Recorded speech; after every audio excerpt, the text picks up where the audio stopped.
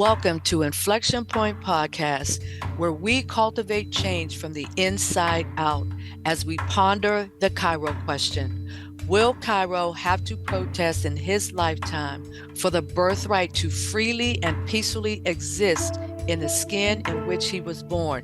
We stand on the belief that dismantling racism goes beyond laws and legislation or politics and economics. Here, anti-racism activation is presented as an inside job where personal transformation and accountability impact social change.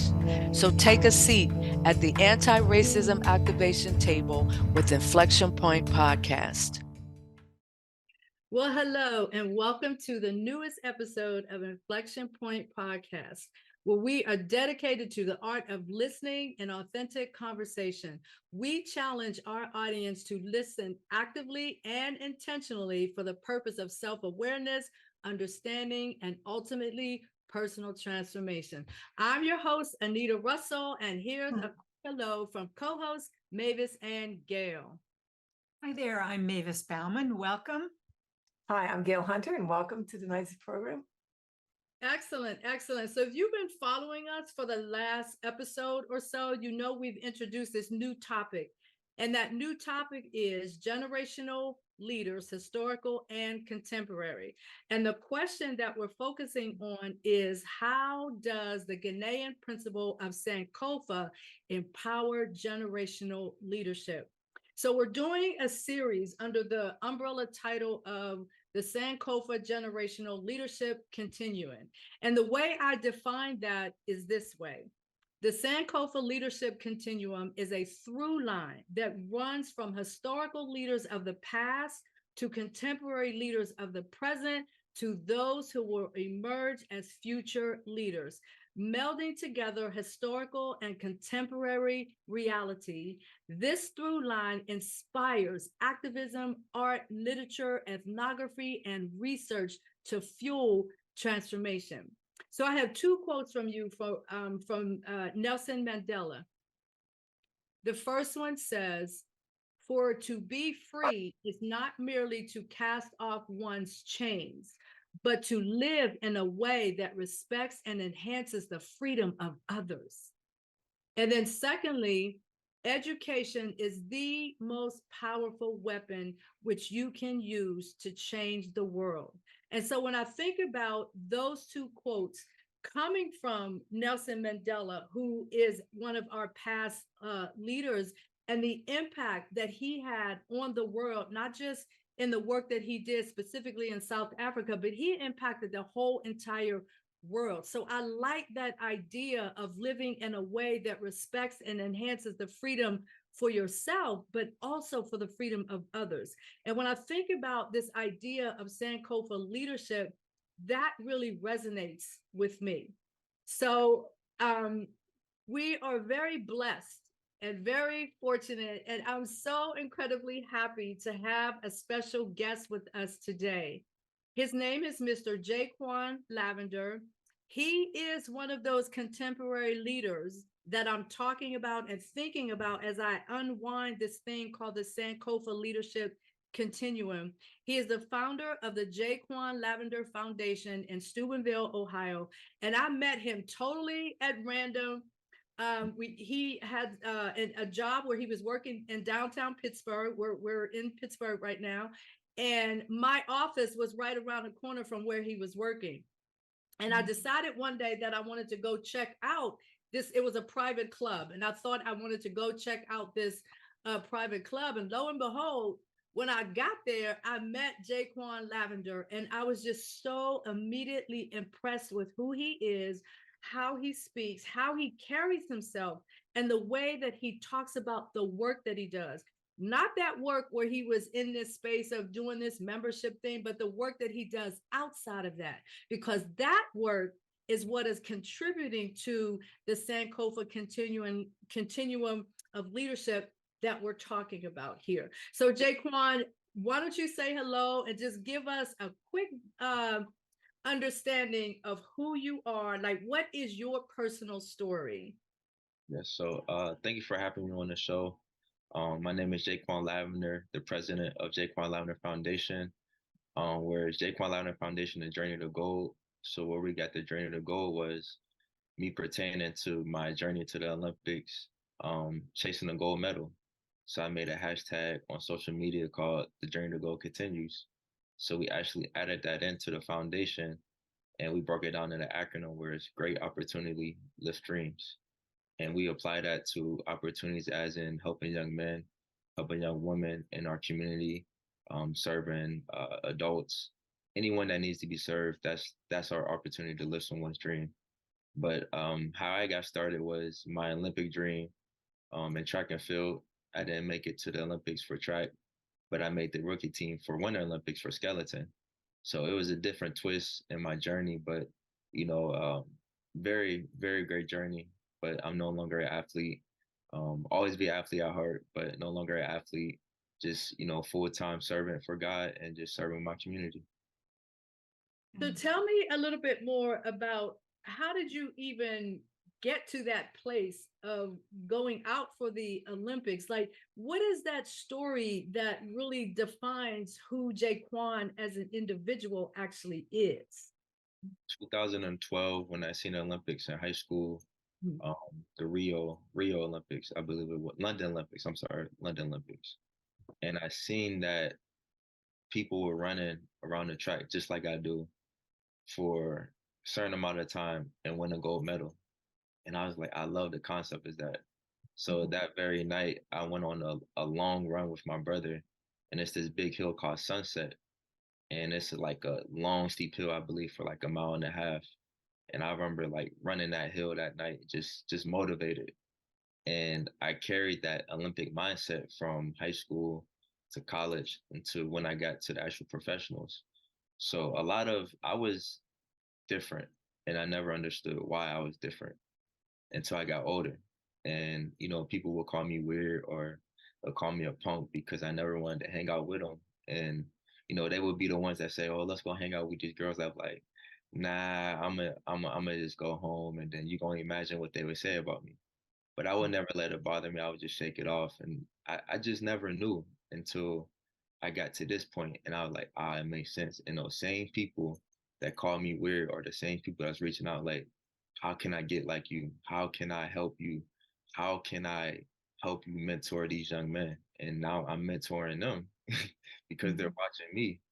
So it's funny how things come back in full fruition. So Yeah.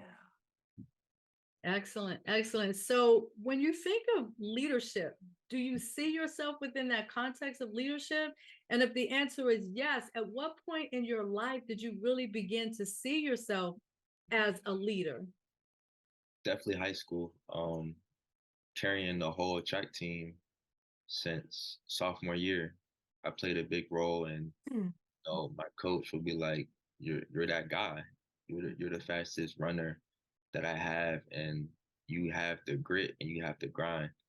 And when you come here and work, they're going to follow you." So once I started getting to my senior year, that's when everyone really started to follow me. Like, hey, I want to be like you. I said, don't be like me. When I'm gone from this team, be better than me. Break my records. Don't be like Ja'Quan Lavender. Only Ja'Quan Lavender can be like Ja'Quan Lavender. You can't be like me. So once I got off to college, it got better, and then once I got to professionals, it got 10 times better. But I just always watch,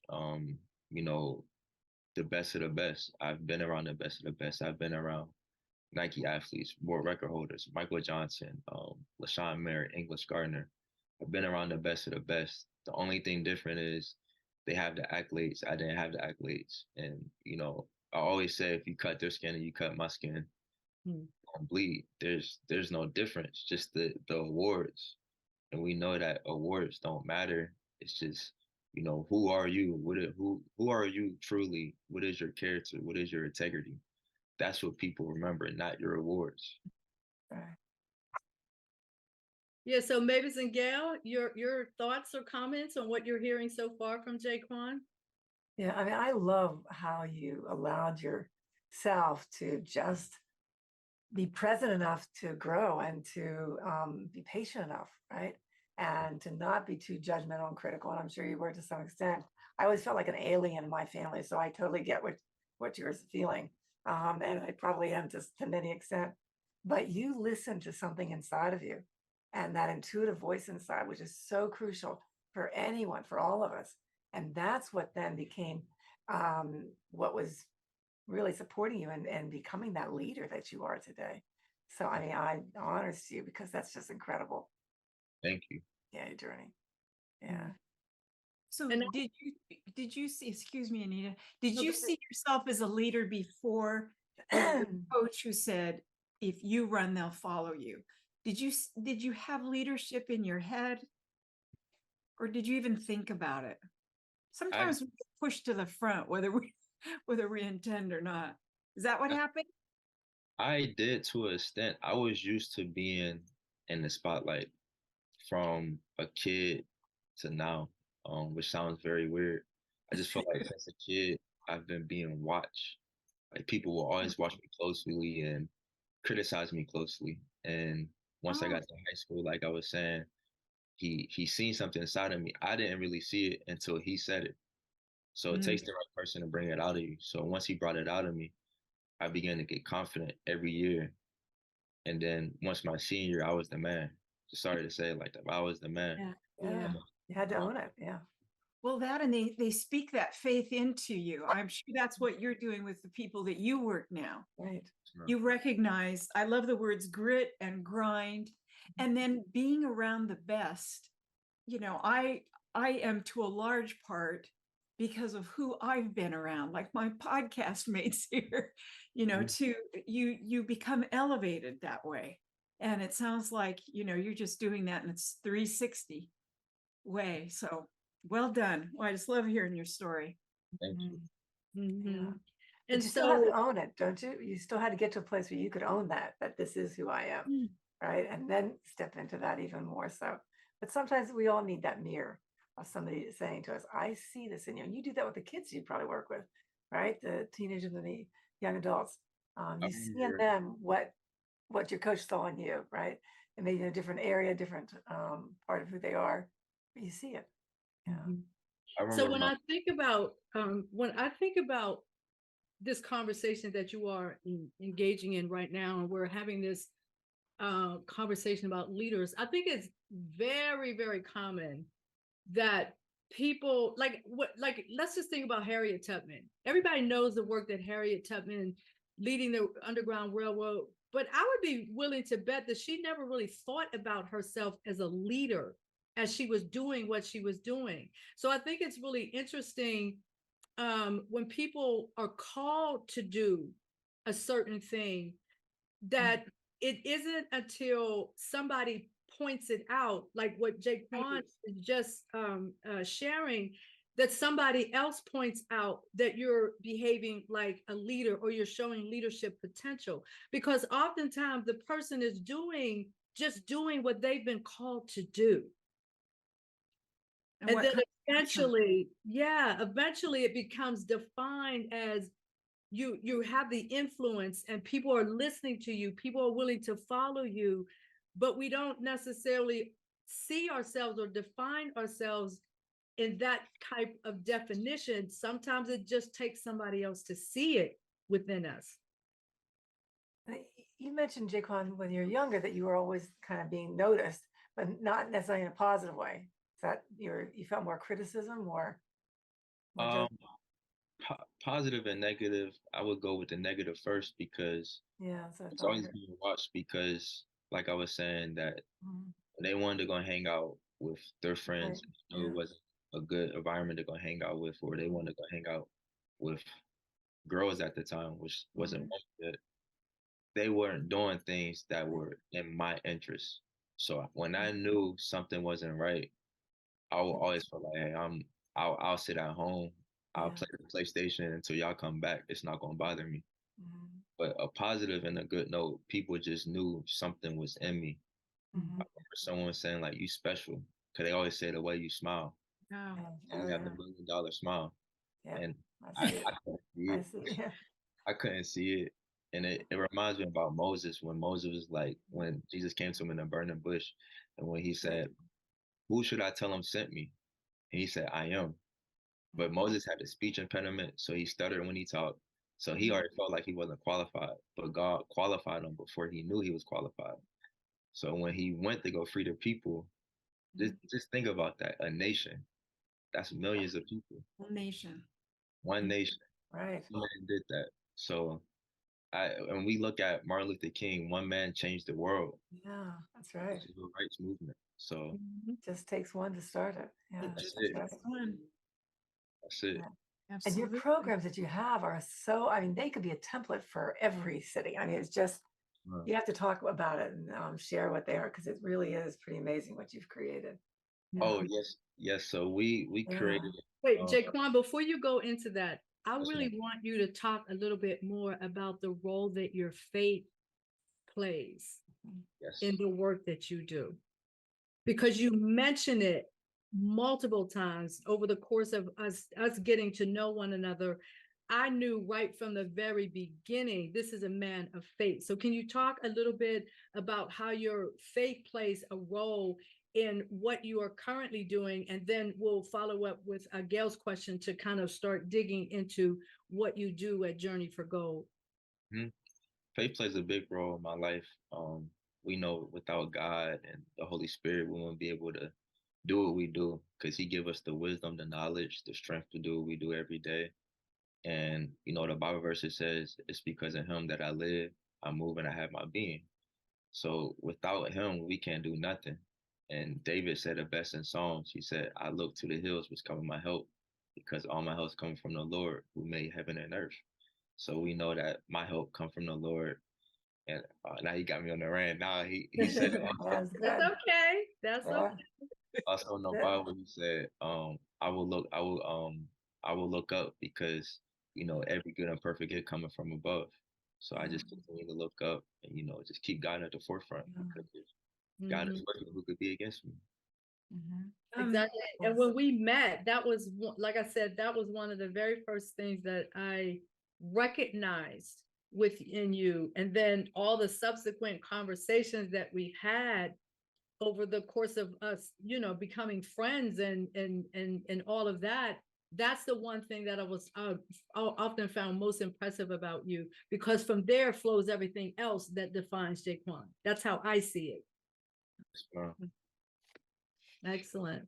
So as a follow-up to Gail's question, because she started leading into, so what do you do and how do you do it with the Journey to Gold, and how did the foundation even really come into existence? Can you tell us about what that journey looked like? So 2020, we started the foundation. I was strictly training for Olympics at that time.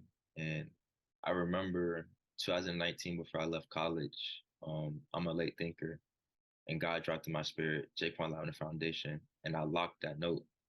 But in my head, I'm like, I don't know what to do with a foundation, but I knew I always wanted to help people. So the next year, 2020, a lady came to me, Miss Sandy Rue, who's a family friend. She said, God gave me a vision that we're going to start a foundation in your name, and we're going to raise $100,000. So I thought back, like, wow, that was the note I saved. And I was like, it's really true. So we established the foundation in 2020 of July, and actually it established completely on my granddad's birthday, and he died in 2018. So we was like, wow, this is amazing. So once we continued the foundation, we had meetings, but like I said, I didn't know what to do, and I was just so focused on training for the Olympics. And 2021 or 2022, my mom called me and was like, hey, it's time to come back home. And this was the time I was in Houston training. And I was like, for what? She said, it's time to get the foundation going. And I was like, nah, I don't want to come back to Stormville. I love it here in Houston. I'm training.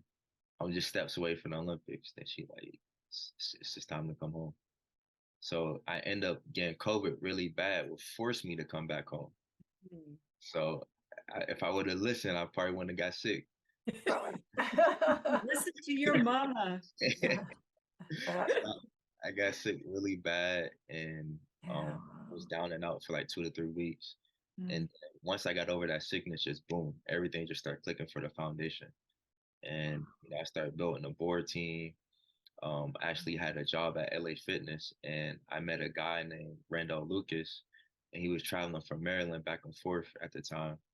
And I was telling him, like, I'm about to leave this job and focus on my foundation.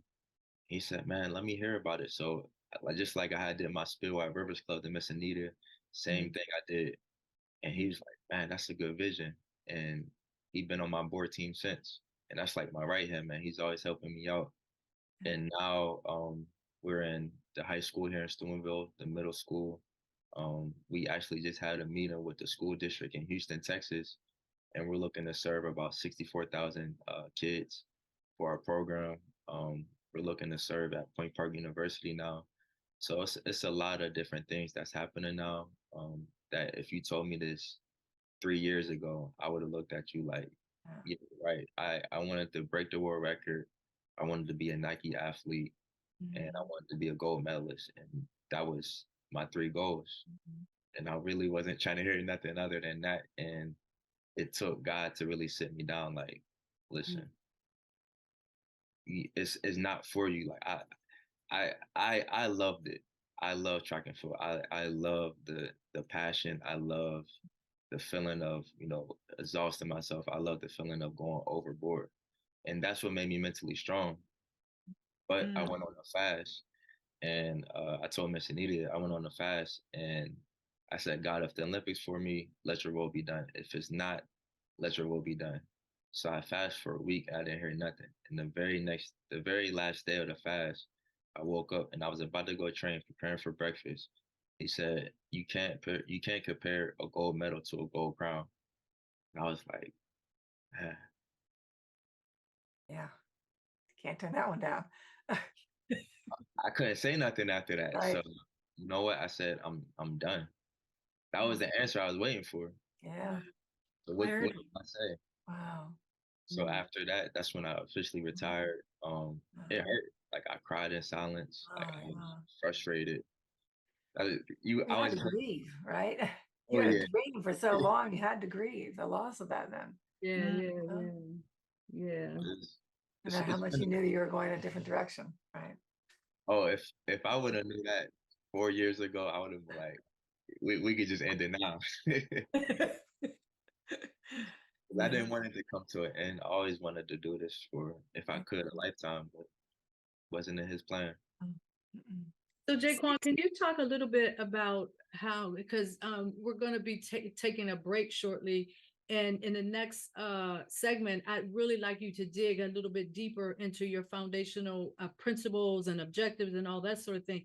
But can you talk a little bit about why or how you think you were led in the direction of dealing with youth in particular? It's because I can relate very closely to them, not because of age, because I've been through it. Like I've seen my closest friends die in the street. It's crazy to say, I've been to parties that was very inappropriate at a young age when I was in 5th grade, 6th grade. I've been around people that smoke weed, I've been around it all, and I've seen it all.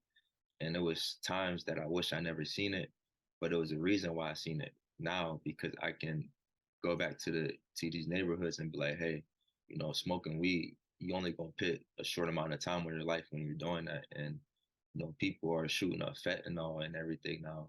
But I had to really understand the gang life, because we called ourselves gang members when we were in 5th and 6th grade, and it was about 30 to 40 of us, and we will go to Walmart and steal and fight at the movie theaters and get chased by the cops, hopping fences. And you would never expect that from me, but I've seen it all and I've been through it all.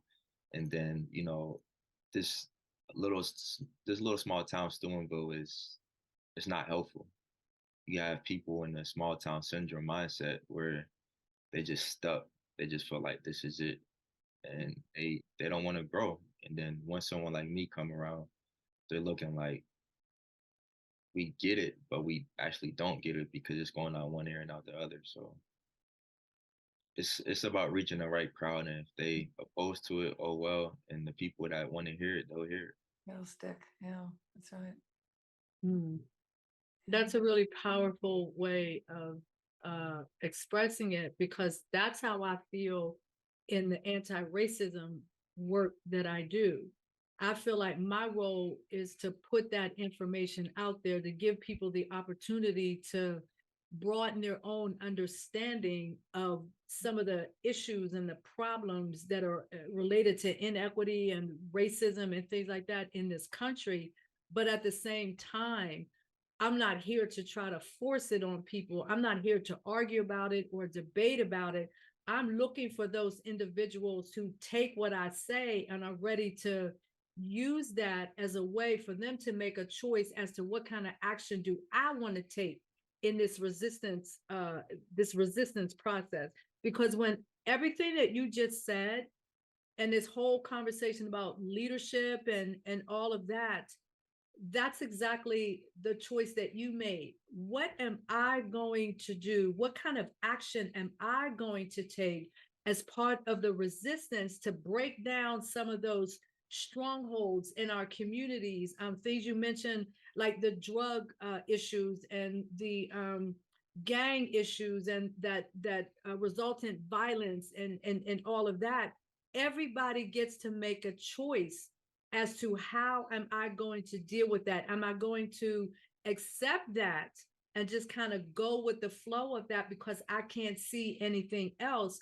Or am I going to convince myself that there is something else and that I need to break away from that stronghold to be able to do something different in my life? So I think we have about 2 more minutes. Gail, Mavis, before we go to break, any comments on where the conversation is in this moment? Jaquan, I think you just said something in an interview I just listened to, actually, where you said there's always something next. There's always something else. Don't have the belief that the situation you're in now is all there will ever be. Do I characterize your words right? That there is a way to grow, there's a way to change, there's a way, like through your mentorship, through the programs you have for kids. It's a whole different world that you introduce them to. Yes, ma'am. Yeah. I just thought that was a really poignant, because often, I remember being, in high school, and the smallest thing, you think the world has just ended. So when you've got people with the flashlight like you, pulling people along, speaking faith into them, it's just so powerful. And even if they don't get it right then, they've got it in them somewhere. They'll hear your words, at some point. Yeah, don't ever underestimate that moment, that imprint that you Right. leave. Even if they can't do anything with it, as you have found out, it's still there. And whenever they're ready, it will get activated. Yeah, exactly. So we're Let gonna those that can follow you follow. Yeah. we're going to take a very, very short break at this point. But Gail, I want you to, and I'm sorry I had to interrupt you, but I'm just trying to keep the timing of flowing correctly. So hold that thought, okay? So that when we come back after the break, we can continue the conversation.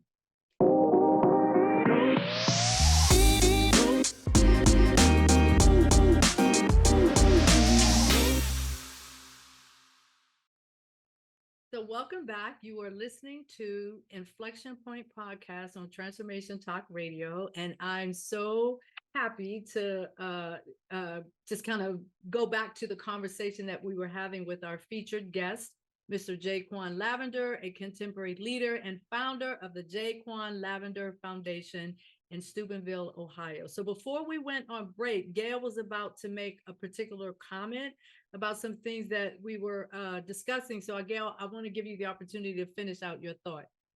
Okay. I think I was talking about how, based on what you were saying about, you can say something to somebody, but if they can't hear it in that moment in time, they're not going to, but somebody might. And someday they also might remember that you said that. So don't ever doubt the imprint that you leave on somebody, even if they act like you know nothing, you don't know anything about what they're going through, right?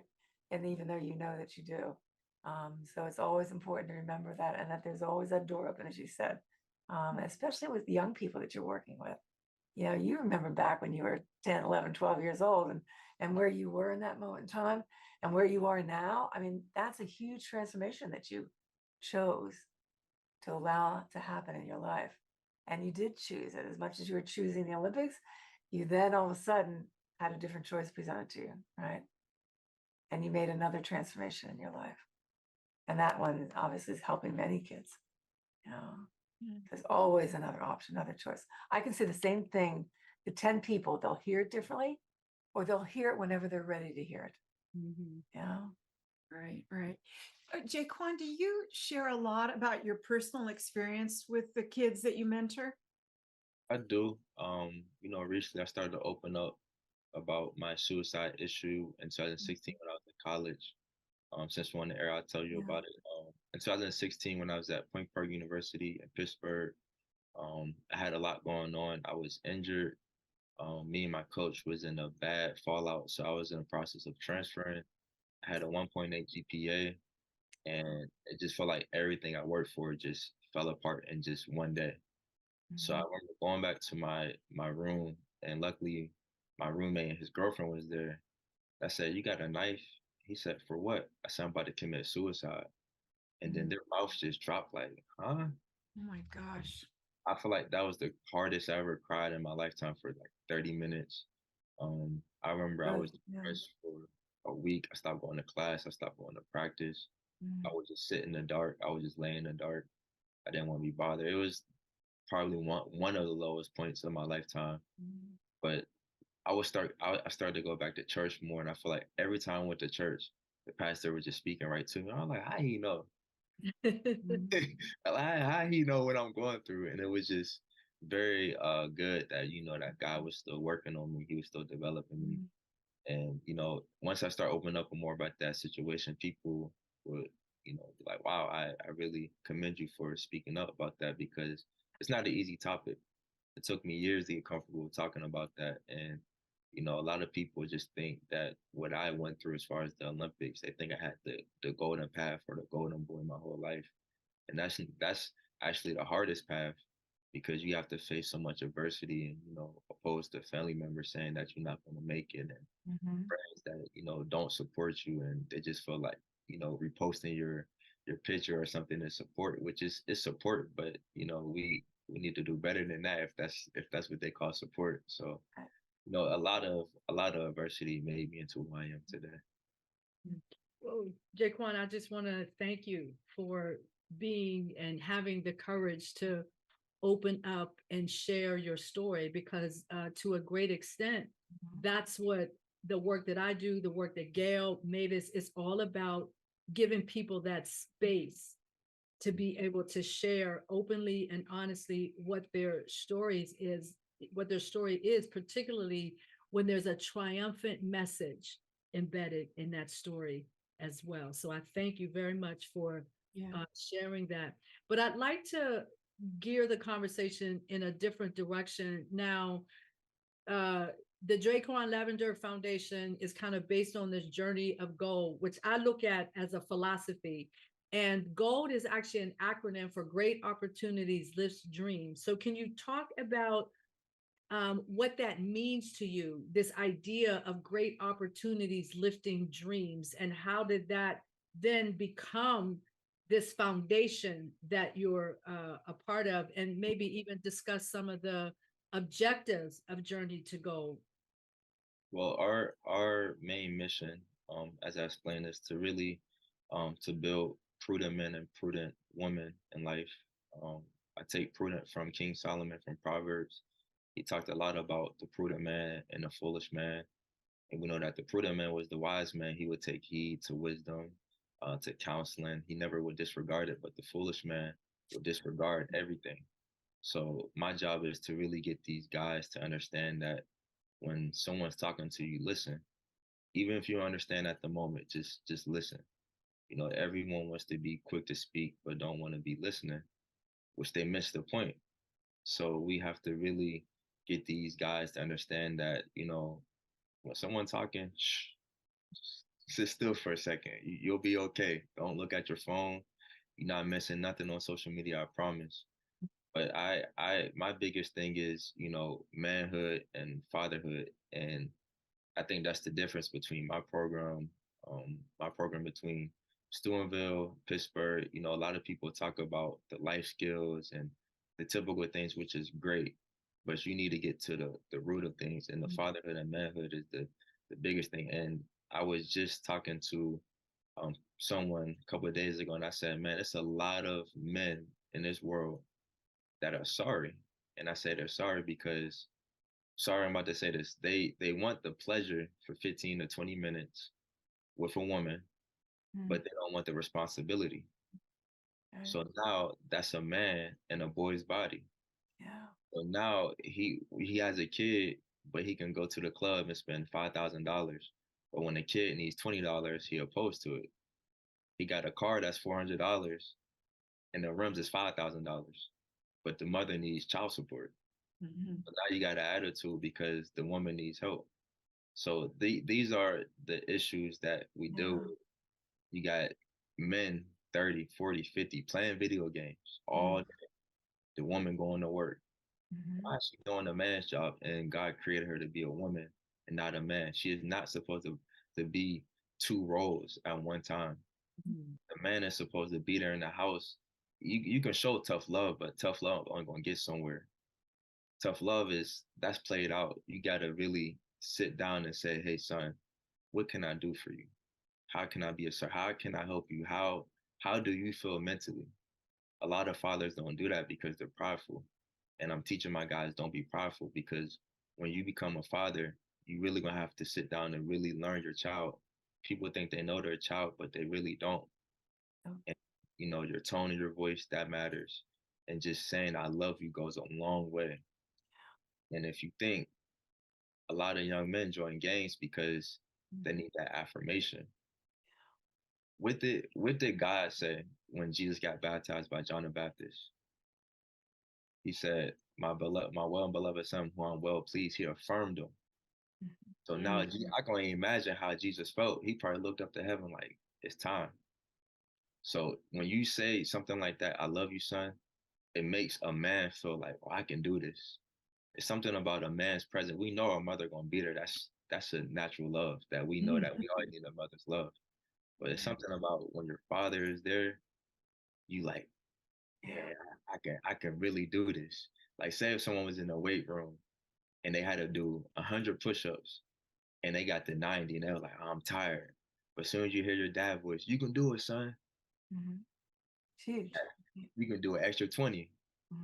You feel invigorated. You feel like, oh, yeah, this is it. So this is what I'm saying, that fatherhood is missing, manhood is missing, and I'm teaching boys to become men, and not just men, but prudent men, because we're missing a lot of gentlemen.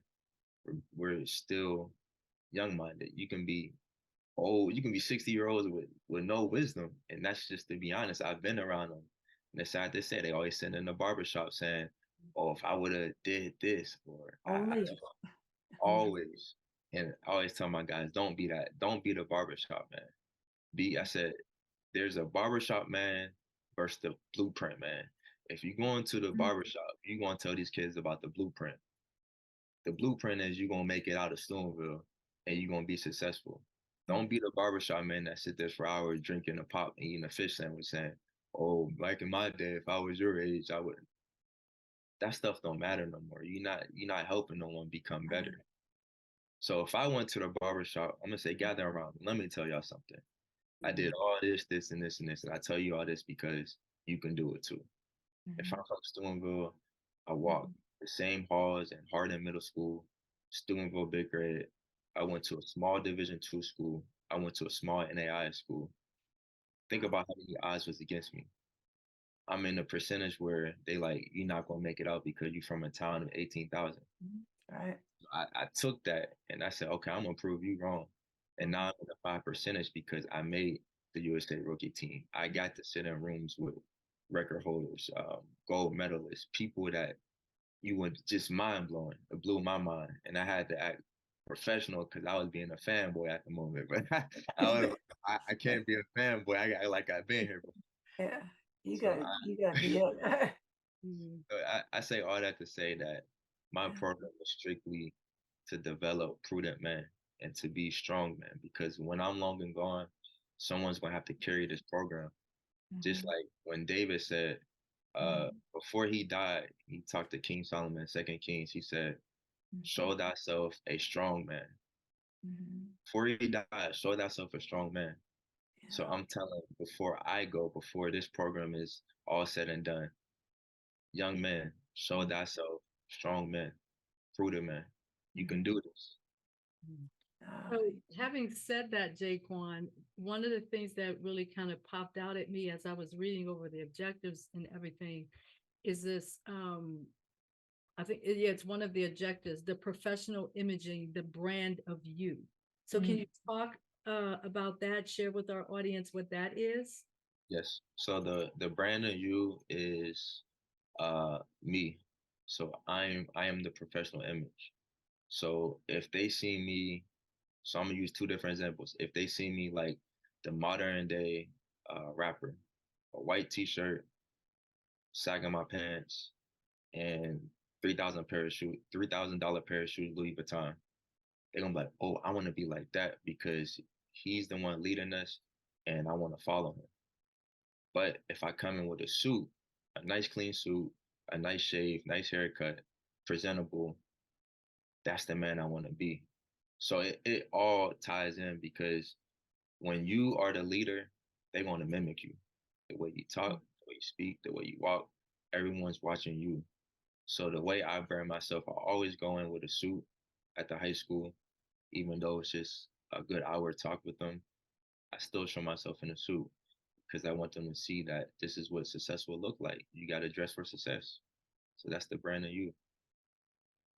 Oh, I just want to sneak in here. When we talked before the podcast tonight, you had mentioned something about bringing respect back and just how you're teaching these young people to speak to adults. I am loving that. Can you just expand on that a little bit for listeners? Yes. So that was a podcast I did like 4 weeks ago. I was saying that kids don't have respect for their parents because they call their parents by their first names. Their parents' name were David or Michelle. They saying, hey Michelle, instead of hey mom, or hey David, or instead of saying dad. And it's sad because it's going both ways. It works both hands. They're comfortable with their parents because the parents want to be their best friend, which the parents should be the mentor instead of trying to be their best friend. I see it all the time here. Kids are going to the club with them, drinking, smoking weed. And I see it all the time on Facebook. They go on Facebook Live. They think it's funny. And it's actually not funny because now we got the younger kids that's 20. They letting their little 5-year-old cuss, and he know the whole dictionary of cuss words. And that's sad. Everybody laughing. Ha, ha. It's not funny because now you're making that little boy into a monster.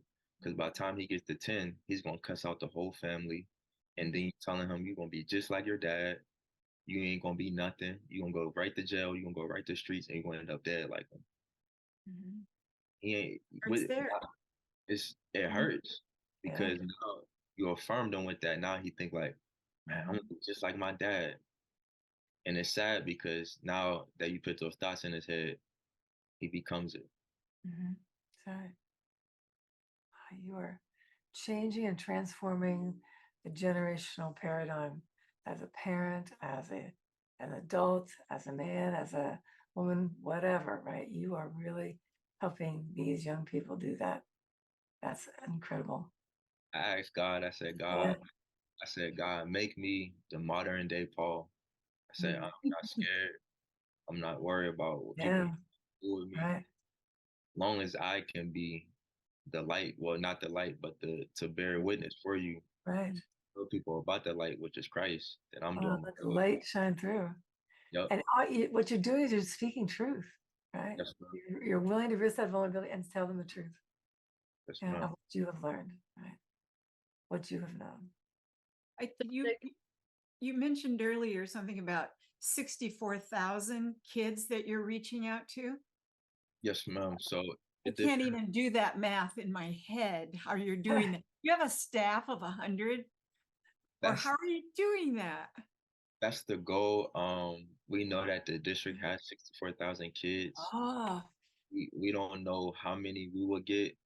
Yeah. I'm sure it would be um Thousands, probably. thousand. Yeah. That's just wonderful. Let's make it 64 million. Yeah. You know, we've talked about just what's happening, especially to men in the world, the changes in our culture, and how you are reaching into these young boys in terms of defining manhood again for them. I just think that is so fabulous. We'll be watching you in the news. Yeah. Well, you are that model that they need to have Yes, to look up to and to exactly. learn from, right? The If they don't world have it at needs. home, you're being Yeah. that, and those that are working with you are, which is incredible. So Jaquan, I want you to kind of project yourself into the future. And given the work that you're doing in this final few minutes that we have, can you talk about where you ultimately want, what is it that you ultimately want to see, say like 10 years from now? And you're looking back on the work that you've done with the foundation, the journey to goal. What are some of those things that you would like to see if you could project yourself into that 10 years from now? Here are some of the things that we have accomplished. Here is the difference that I've been able to make. So my goal in 10 years to have the program in every state in the United States and eventually in the world. So, maybe just the first one that came to my mind is like Dubai or somewhere, or Africa, somewhere like that, but baby steps first. Here in the United States, definitely have centers almost in every state as well. Because eventually when I'm older, I always tell myself when I have a son, I'm gonna teach my son everything that I learned, and he'll be the executive director of this foundation. So Yeah. that's my Yeah. goal, is to just prepare the way for my son that's going to be in this position one day. And I'm glad you mentioned the idea of kind of multiplying this or duplicating it across multiple communities, because we've actually talked about uh, replicating what you do in Steubenville in the city of Pittsburgh. So that's a conversation that you, Gail, and I in particular, but Mavis, although Mavis is in New Jersey, but just kind of having that conversation, because here's three people right here that, the work that Gail does with the OMA organization, I've shared with you that leadership development program for youth that I put together. And so there are these synergies. And that's what I like about the work that I see that's being done now in the anti-racism space and, the personal transformation space, and having these conversations, is that these synergies are being developed and linked together. And those synergies are what give us the power at that grassroots level to push up and uproot those things that have been holding us in bondage and captive for centuries. Yes, yes. And Jaquan, I mentioned to you that I have this organization that works with genocide survivors in Rwanda.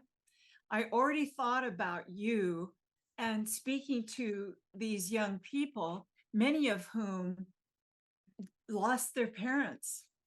And so they weren't raised, they didn't have role models.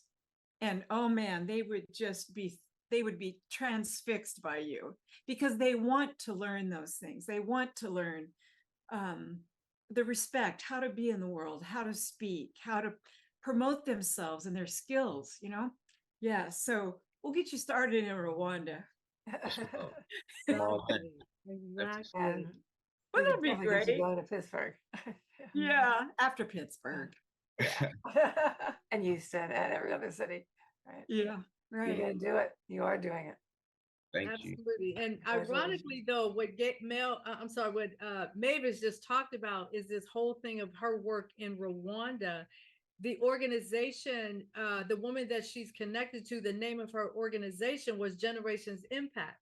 So it aligns so well with these conversations that we're having today, even though that organization came out of the ashes, if you will, of the genocide. but it was still this idea that we need to build up and pour into and nurture young Yes. people today, so that tomorrow these young people will be in a different space, a different conversations with one another, and that will continue over the course of time. And hence this whole entire thing about this continuum of generational leadership. Yeah. So I think we have like maybe about 5 more minutes. So Jaquan, 3 more minutes. Okay, 3 more minutes. Jaquan, what are those final things that you want to say to our audience, number one? And number two, what is your call to action? Call out your website, whatever information you want people to have so that they can actually take some action towards understanding more about your organization or even getting involved with your organization. So I would say, since it just came to my mind, if you need help, don't be afraid to speak up. We all need some help in some form or fashion. Number two, just continue to learn every day. We don't know it all. Don't think you know it all. I'm learning every day. I'm glad I'm learning every day. I'm glad I'm not a know-it-all, because I know a lot of people that's like that. But if you're looking for a program, definitely reach out to me at JaquanLavenderFoundation.com, or you can email me at JaquanLavenderFoundation@gmail.com, or you can reach out to me on LinkedIn, Instagram, and Facebook, Jaquan Lavender. Excellent, excellent. Jaquan, it has been an absolute pleasure every time I Thank have you. the opportunity to talk with you. I'm just like refreshed and, just ready to go out and conquer the world. So we're literally out of time.